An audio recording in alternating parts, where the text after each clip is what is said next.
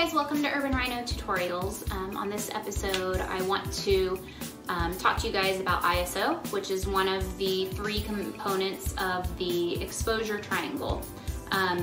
Essentially ISO, or you'll hear me refer to it as ISO for short, is how sensitive your camera sensor is to light. So throughout this episode I'm going to show you some examples of what happens when you change the setting on your camera from a low ISO number to a high ISO number, how that affects how light and dark the photo is, as well as the noise that you'll see in that photo. And I also want to show you how to adjust that setting on a basic DSLR camera. So let's jump right in.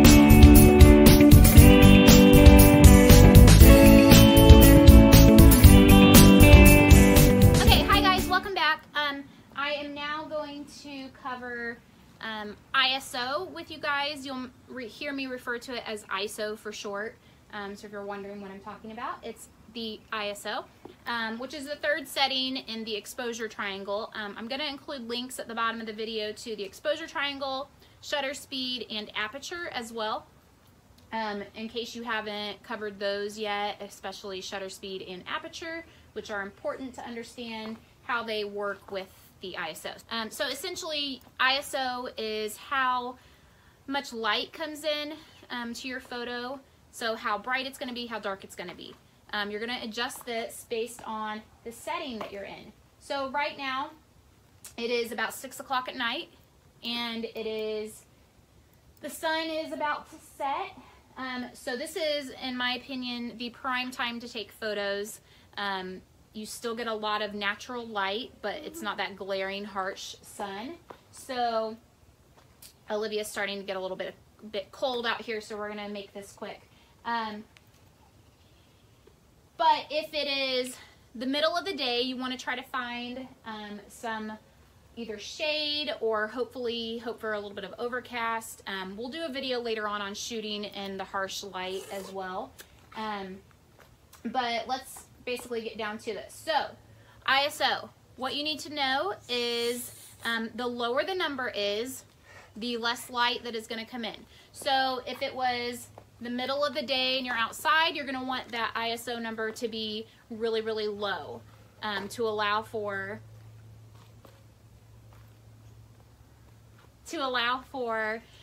all of the light that's going to be coming into your lens. So for instance, middle of the day, you're probably going to want that set around 100, 200 max. You may find that it is still too bright, and then you're going to have to raise your shutter speed faster to offset the amount of light that's coming in. If I take a picture of Olivia right now, I have my shutter speed set at 500, which is not necessary. I just always like to have that faster to help with camera shake, and it just gives me a really sharp picture. My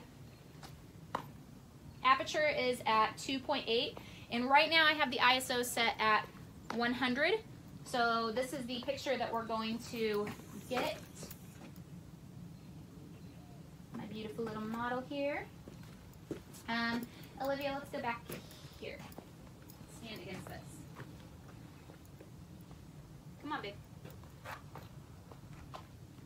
Okay. Legs out a little bit. And lean back. Okay. Just back like that. You're looking at me, honey, not the camera. Okay, so again, I've got 500 for the shutter speed, 2.8 for the aperture, and currently the ISO is set at 100. There we go. So you can see how dark the picture is. So to compensate for that, I'm going to raise the ISO, and let's go to 400. So you can see now the picture is starting to get a lot brighter, and that to me right there is about perfect exposure. If I were to go even higher, so if I go to 1250, you can see a lot brighter. I'm at 4,000, which depending on the camera you're using, yours may not go that high. And you can see it's now way overexposed, way too bright. The other thing to think about is, like I said, as you're raising the ISO, if you need that ISO to be higher to let more light in, you could also lower your shutter speed so it's a little slower. That will let more light in, and you could also lower the aperture, which will open up the lens more and also let more light in. So that's pretty much the rundown on ISO. We'll get into more lighting tips and techniques later on in some other tutorials. And I'm going to talk more about it in the exposure triangle. Again, that's linked so you can see a little bit more. So that's pretty much it. Just remember that with ISO, the lower the number, the brighter the picture is going to be. If you're outside, you need that number to be low. If it's inside, you're going to want to raise that number. At some point, you're going to get to where you just can't allow any more light in, and you're going to have to use some kind of off-camera flash, most likely. Okay, so one more thing that I want to touch on is noise. So if you are to take a picture that is very underexposed, and underexposed means it's really, really dark. If you put it in Photoshop and you try to brighten it up, you're going to notice that not only is it going to be a poor quality photo, but most likely it's going to have a lot of noise, or what we call it noise, but it looks like grainy specks. The only way to prevent that is having a good light source from the start.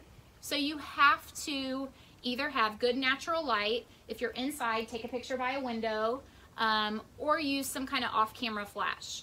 If you don't use those things, no matter how much you try to correct it in Photoshop, it's just not going to be a good quality photo. So again, guys, that should pretty much cover it for ISO. If you have any questions, make sure you drop a comment down below. And like I said, I've linked shutter speed, aperture, and thanks for watching this video. Make sure you stay connected with Urban Rhino on social media. And don't forget to give this video a thumbs up, comment below, and of course, subscribe to our channel.